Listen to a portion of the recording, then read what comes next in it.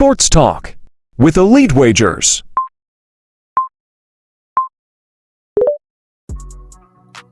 Yo.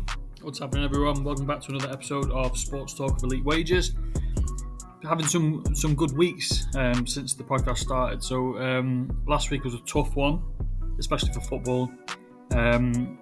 First weekend back from the international break, straight into highly competitive FA Cup weekend.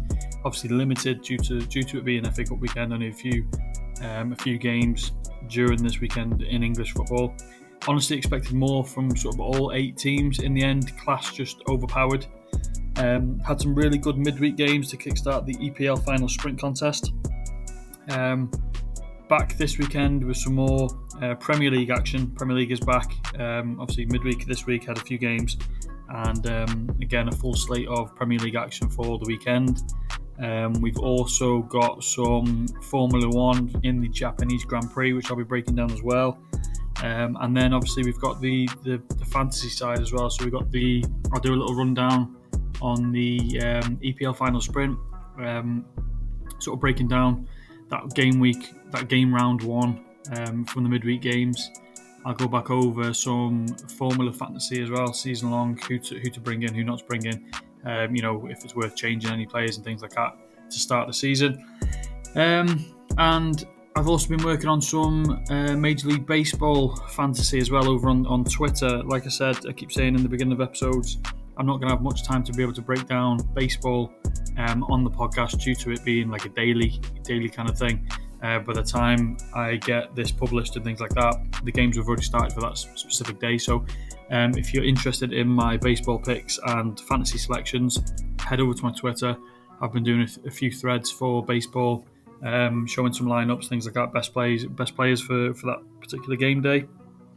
Also, my betting card as well for baseball, all out daily as well. So head over to my Twitter, drop me a follow, turn notifications on so you don't miss any. And yeah, we'll get into some football action before getting onto some fantasy. Football.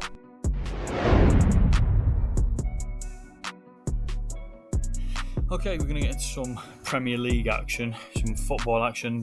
Small card this week. I'm going to keep it nice and slight. A few football plays, a few Formula 1 plays. Haven't been having the profit in the past couple of weeks, and obviously the volume has been quite high, but there's been a lot of sports. So I'm going to keep it quite short and quite sweet. We're going to stick to Premier League this week, and I've only got three games for the Premier League. So the first one is going to be Arsenal versus Everton. So in my opinion, I see this game very similar, in a similar situation to Everton's midweek game against Liverpool. Everton will face the best defence in the league. Obviously, they just faced Liverpool, who are the second best defence in the league. Against Liverpool, Everton were really unlucky not to come away with at least a point. The Beto goal for Everton was disallowed for offside, where it was very, very marginal. For Liverpool, their goal shouldn't have stood for the same reason, that was offside, but given very marginal again. So Everton have been able to grab points in 8 of their last 10 games. They've scored at least once in the same 8 games, so if they don't score, they lose. I have full confidence that they're going to be able to score in this game. So Arsenal, defensive struggles, that are a huge factor into their game. 4 of their main 5 defenders are out through injury, leaving just Saliba as their only senior defender. In recent weeks, Arsenal have been stretched, and what was once a dominant defence that kept clean sheets 36% of the time is now going to be a leaky defence that has conceded 4 goals in 4 of the last 5 games. Everton, they've also managed to bag a goal in 3 of the last 4 head-to-head games.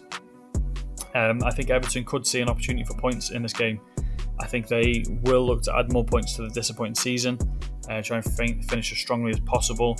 And obviously now they're going to be against the team that could now prioritise the Champions League instead of the Premier League with nothing else to play for.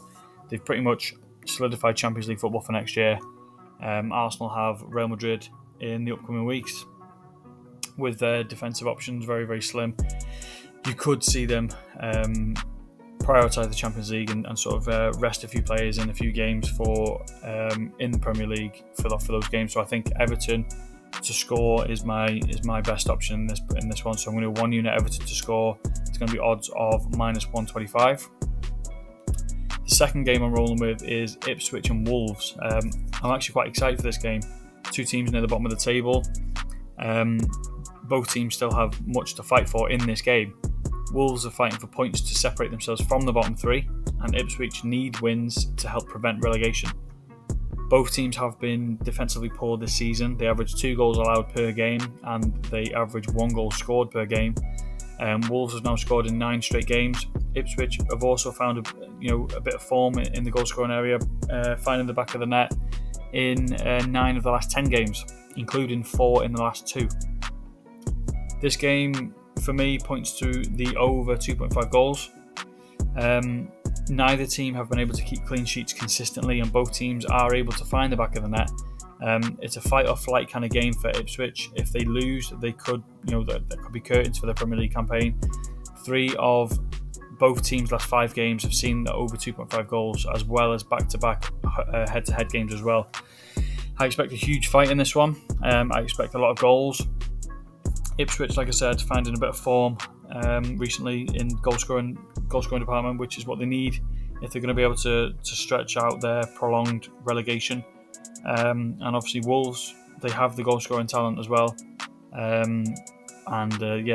need some wins as well. If they start losing games, they could essentially see themselves being overtaken by Ipswich as well. So I'm going to back the over 2.5 goals. That's at plus money. That's at plus 120. And then the final Premier League game of the weekend for me is going to be the Manchester Derby. So it's one of the biggest fixtures in the Premier League. The Manchester Derby is maybe even the most highly anticipated game of the year. Both teams haven't had their best seasons, both disappointing in their league attempts this year.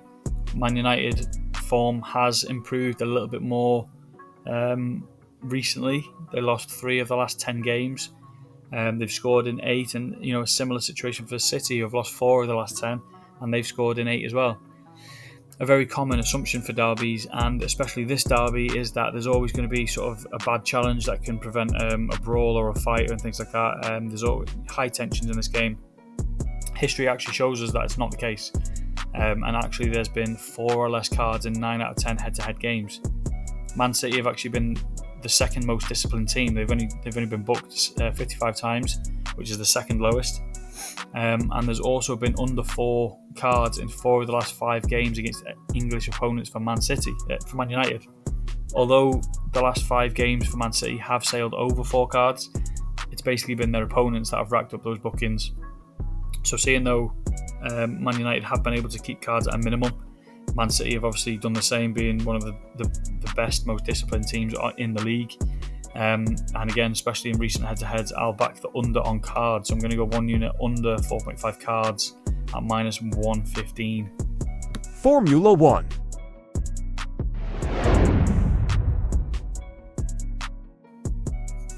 Okay, starting into the Formula 1 for this weekend. We're in Japan, so it's Japanese Grand Prix. Going to straight into it really. A few little news bits for the Formula 1 for the Grand Prix this weekend. Obviously, Liam Lawson has been replaced by Yuki Tsunoda. They've basically switched teams, so Liam Lawson's gone back to Racing Bulls. Yuki Tsunoda will get his senior call up to the Red Bull team, and that's about it really in terms of changes and news and things like that. Ferrari have brought a few upgrades as well, but yeah, getting into the sort of the betting side, I'm really focusing on a few specifics within this race. So Mercedes actually look really good this year. Sort of the mindset is no Lewis, no problem. George is carrying on from last season in terms of his brilliant race finishes. He actually has the longest current active streak of top 5 finishes with 7 in a row, which include 2 podiums to start this year and a top 5 result in all 5 competitive sessions, including the sprint, the actual race, and the qualifying sessions as well. Majority of people would have put this season down to sort of Ferrari and McLaren. I was one of those people. I thought it was going to be between the two. Actually, being a Mercedes fan myself, it's really nice to see George thriving as driver 1. Russell is yet to stand on the podium or inside the top 6 in Japan in his career, but he has had consistent points, and he is a consistent points getter for Mercedes, especially in Japan. He's got 2 7th places and an 8th place to finish with Mercedes. He's surprisingly fast to start the year. He's challenged Verstappen. He's also been challenging the two McLarens in qualifying and on race days. I don't expect any less in this race. Ferrari have brought upgrades, as I said, to try and get Ferrari back at the top. But for me, Russell's just too far. He's just too consistent. He's a confident and experienced driver. I think he can put in, a good drive, and I think he can finish, within the top 3 for qualifying and for the race. Actually, you can take this a number of ways. Just looking down the sort of stats right now. So the actual race, you can get George Russell to finish on the podium at plus 162. But you can go for the option of playing George Russell to win the race, and you can get that at plus 1,000. Play that each way, and you get a smaller stake if he does finish on the podium. That's a bit of a gambled side, a riskier take. And in terms of qualifying, I think he finishes in the top 3, so you can obviously take that again straight, which I probably will do. But again, he's putting some really fast laps in qualifying, so George Russell to win qualifying outright is plus 1,200. You can play that each way as well for 3 places and get a bit of a smaller result if he does finish in the top 3. So there's a number of ways you can play that. I'm probably going to play George Russell for the qualifying to finish in the top 3. And then actually moving on, not too far away though, I'm going to go to his teammate Antonelli. He's had 2 really, really good drives. He had a terrible weather Australia race. He started that race in 16th, and he finished inside the top 6 as the 6th placed finisher. And then he followed up with another top 6 finish in China. And who's to say he doesn't go for the 3-peat and take another top 6 slot in Japan? Admittedly, he did get very lucky to finish inside the top 6 for the race last week in China, only doing so because of disqualifications to sort of Charles Leclerc, Lewis Hamilton.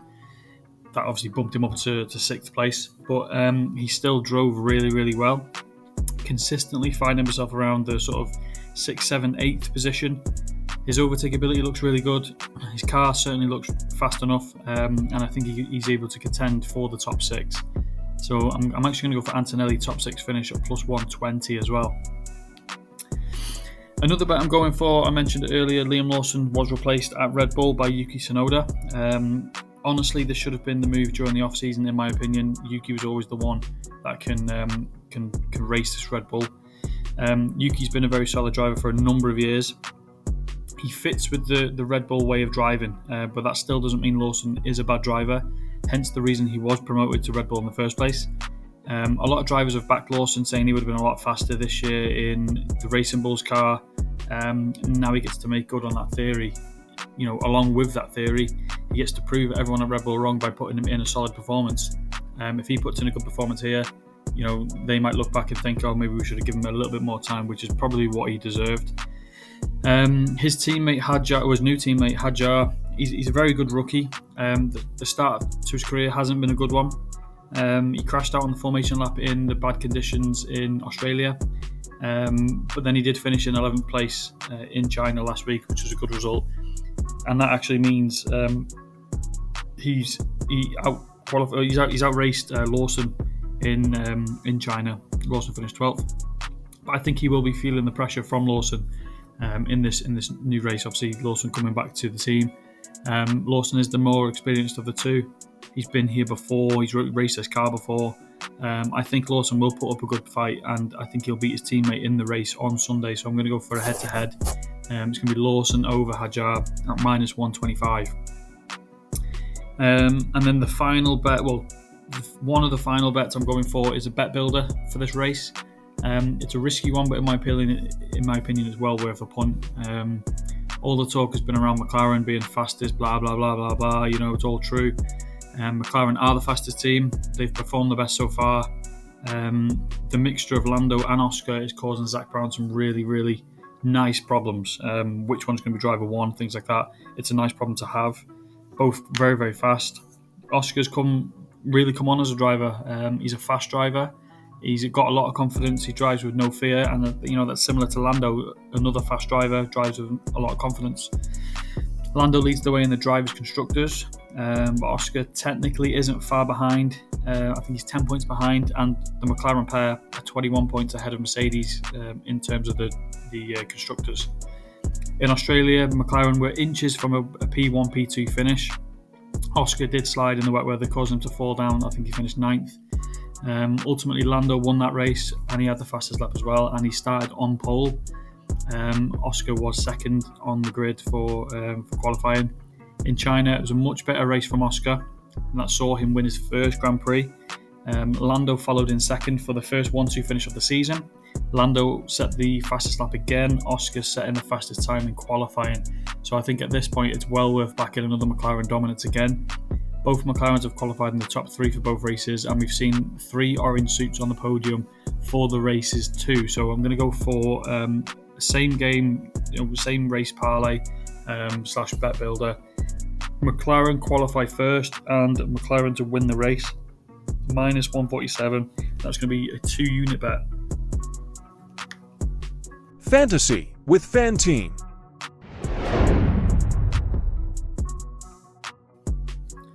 Okay, I'm going to start off the fantasy segment with a little bit of Formula 1. I'm going to look at the Formula Fantasy Season-Long Contest that we started a few weeks ago. Just going to basically run down, break down a little bit who's been performing well, who hasn't been, and sort of get to know how we're doing. So I'm actually excited to get back into the Formula Fantasy Season-Long Contest. We had a week off last week, which means I didn't really look at it for a week. So far, my teams are looking fairly good. I have decided to make a change. I've changed a few things around. So with the change at Red Bull, obviously Yuki for Lawson, I've decided to make the same switch. I mentioned prior to the season in my Future Bets episode and the Formula Fantasy episode that the Red Bull cars are fast. They've always have been fast, and I'm sticking with that theory. I believe the cars can be very fast, but they need their drivers to be able to unlock that car. I think Lawson in time probably would have got more comfortable and he would have performed a lot better. But I think Red Bull feel a little bit embarrassed by the start, and their mindset sort of changed into a win now kind of mindset, and they feel that Yuki is a win now driver. I agree with them. I believe that he is also a win now driver. I feel like Yuki is an aggressive driver. He drives without fear, and that's sort of the way you need to drive to be able to drive for Red Bull. So I think if anyone can perform in this car, it's going to be Yuki in Japan. So I actually opted for a straight swap, so Lawson out and Yuki in. In terms of other drivers, I'm closely monitoring George Russell for my teams as well. Mentioned before, Russell's a solid driver. He's always been a consistent points getter. He's got back-to-back podiums to start the year. He's been in the top 5 competitively in all 5 competitive sessions. And Merck looks really fast and faster than predicted. I'm not going to make a move on him yet, but I think it's only a matter of time before I trade him in. Probably looking to replace one of the Ferraris if they don't sort of book their ideas up.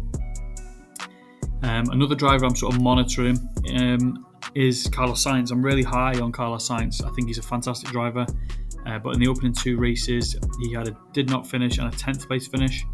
Again, he was one of the ones that benefited from the 3 disqualifications in China last week, bumping him up to 10th. His teammate has outperformed him in both races.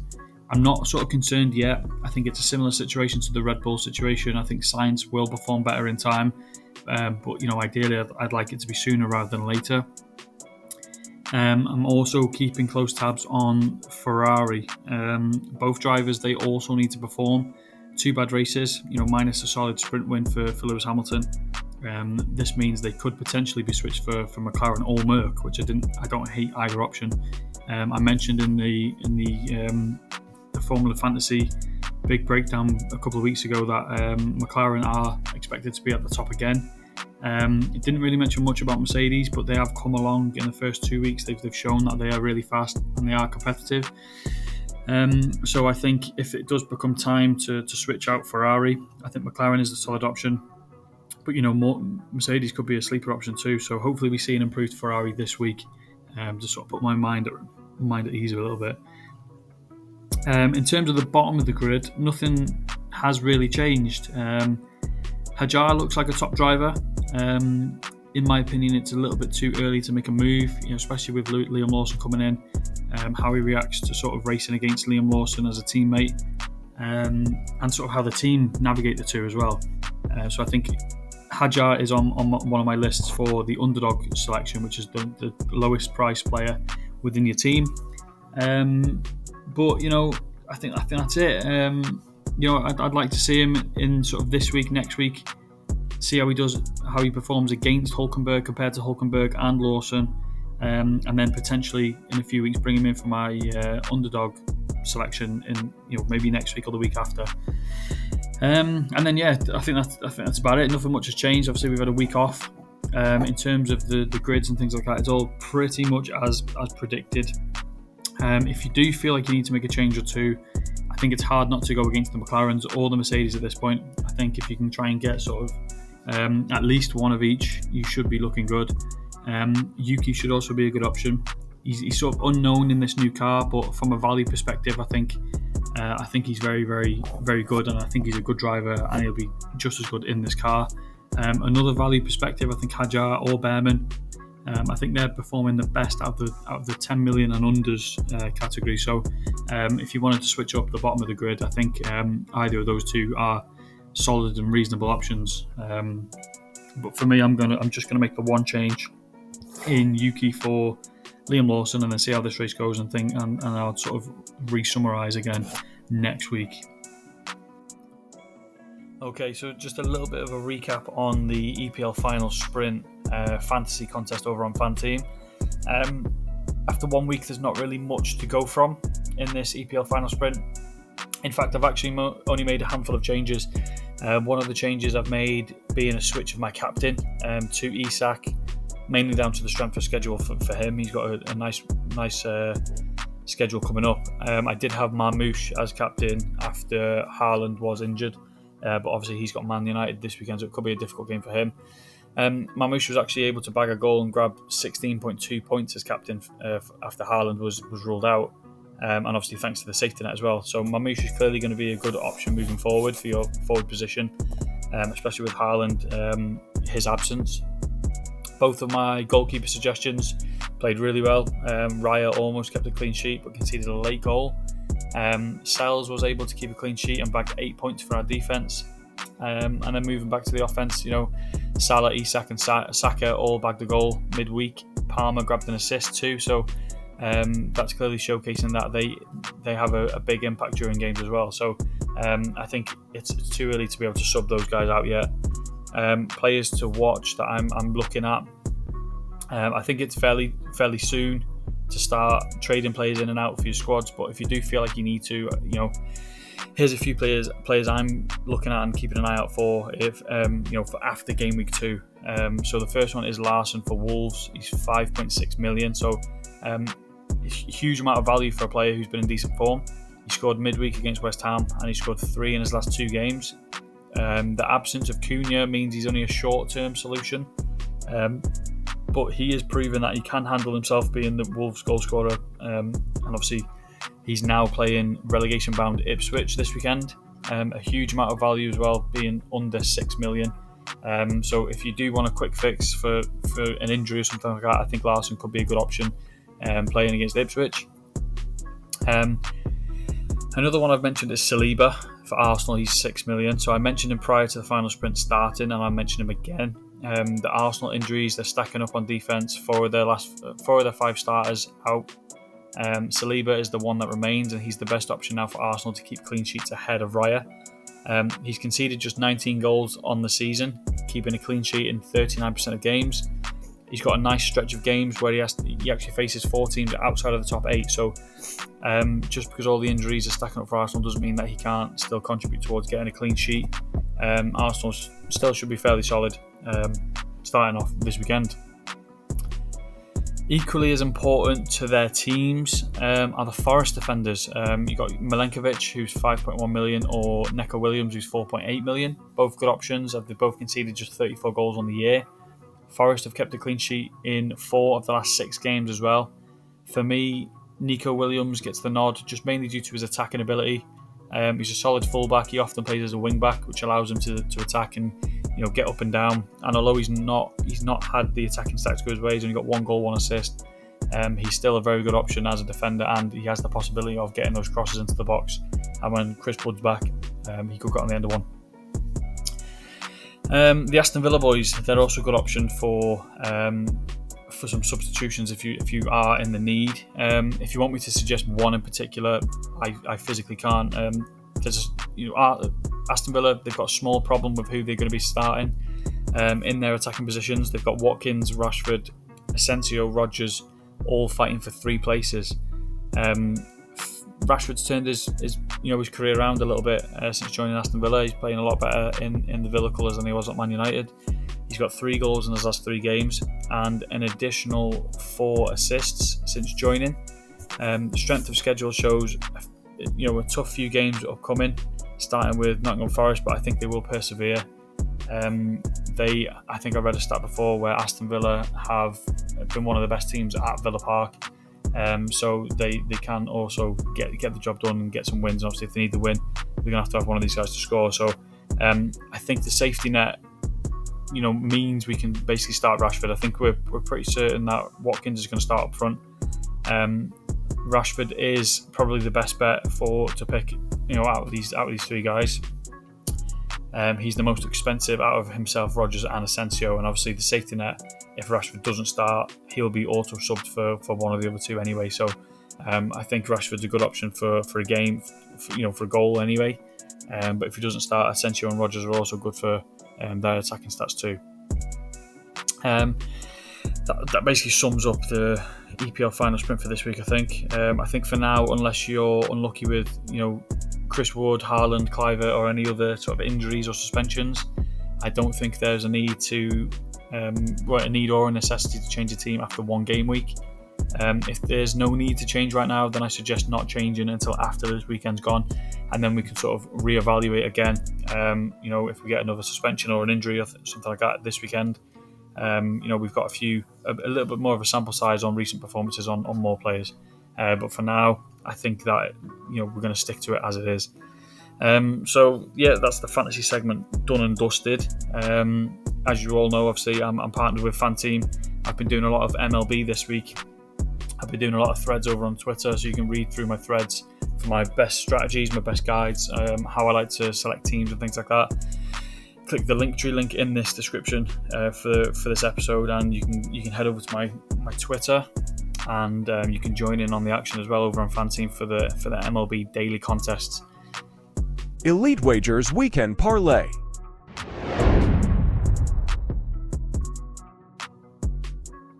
Okay, so the weekend-long parlay actually started earlier on this evening, being Friday evening. I did post on my Twitter the only sort of baseball play that I felt comfortable with laying in a moneyline sort of weekend parlay was the Detroit Tigers moneyline. That is currently playing right now, and they are 5-1 up. So that's looking good. But I did put it on the Twitter earlier on. They've actually just got another run, so it's 6-1. But I did put it on Twitter earlier on, telling everyone that it was going to be starting soon, and to get involved if you'd like to get involved. I think a few people did message me and get involved. So the first leg was Detroit Tigers moneyline. You can still jump in and play this as a fourfold. The next play I'm going to play is in esports, and it's going to be Optic Texas against Minnesota Rocker, and that's to have over 3.5 maps. Both teams have been very consistent in having over four or more maps. Optic Texas haven't been playing very well recently, and they are going to be on the prowl to try and get some more wins. But Rocker are also in a similar situation. They haven't been playing well either. But they've been winning more than Optic. One of the old Optic players as well, Kenny, has just moved over to Rocker, so there's a bit more to play for now for Rocker to try and get the win. I think the sale's over 4 maps, to be honest. I think it's a pretty easy win in the leg. The next one is going to be in the NBA, and it's going to be the OKC Thunder on the money line. And we all know about the Thunder. The Thunder's playing some absolute amazing basketball at the moment. They're currently on an 11-win streak. They've actually only lost 2 in the last 20 games, and they're winning by some margin as well. There hasn't been sort of a close win. The last close win was 6 games ago against the Clippers, and that was a 2-point win. Apart from that, they've been 10 plus point wins. Obviously, the Rockets are playing well as well recently. They're very good on home court as well. In terms of standings, it's a 1 and 2 place playoff game in effect in the West. But I basically think that the OKC Thunder can get the job done. They've actually won the most recent 2 head-to-head games as well, and that gives me a little bit more confidence that the Thunder can get the job done again here tonight. The next play is going to be for the football tomorrow, so the soccer, the football in the English Premier League. It's going to be that Ipswich and Wolves game I mentioned earlier. We're going to juice it down. We're going to go over 1.5 goals. I said before, I like the over 2.5 goals. Both teams consistently been conceding a lot of goals. Both teams can consistently score a goal, especially Ipswich more recently have been managing to get the ball in the back of the net, as have Wolves as well. So I think this game sails over 2 goals. I think it sails over 3 goals. So we can cash both of these in one play. And the final play for me is going to be the Formula 1. And it's going to be Antonelli to finish in the points. I've mentioned a lot about Antonelli. He's a very, very good driver. He's only a rookie, but he's driving very experienced. The race 1 in Australia with the really bad weather, he started off at P16, ended in P6, and he got driver of the day as well. He had a very good drive, some nice overtakes in that one. And then the week after in China, again, another solid drive. He was inside the top 10 to start, and he finished 6th again. So he's showing some nice moves. He's nice drives. The Mercedes is looking really fast, and they look like they can contend for the top of the grid. So I think Antonelli finishes within the points. And if you locked in those 5 plays, it was at plus 410. I'm not sure what it is as a 4-fold, but it's at plus 410 for this week. We're going for 3 winners in the last 4 weeks. So if you can jump on as a 4-fold, please do and join in with the fun. Okay, so I'm gonna wrap things up there. I think a lot of information across the Premier League and the Formula 1 for this weekend's action. Dived into the EPL Final Sprint and the Formula Fantasy season-long contests, breaking down a few selections that you should and shouldn't look at, how players have performed and how drivers have performed within the first couple of races and the first week of the final sprint. No sort of weekend fantasy contest this weekend, but I have been doing baseball fantasy during the week. Again, reiterating the fact that it's not going to be possible for me to bring it onto the podcast as much as I would like to. But I will be breaking down, I'll be doing a lot of threads and a lot of fantasy lineups and things like that, who to bring in, who not to bring in, my strategy guides, all that kind of stuff, over on my Twitter. And I will be doing it on the Discord as well soon. So click on the link in my link tree. That'll be in the bio, in the description of this episode. Click on that, click on Twitter, go over to my Twitter, give me a follow, give me a few likes, retweets, turn notifications on so you don't miss one. And then same with Discord, join the Discord. It will be 24-hour 24/7 chat with myself and Daily College Bets, my good friend, and we like to dive into a lot of baseball. So head on over, give me a like, follow, subscribe. It's all free on all social medias, so you don't miss any action. Remember to sign up to FanTeam using my exclusive link. That'll also be in the bio in the description of this episode. If you bet £10, you get £25 free. That means you can enter as many lineups as you want with the free money.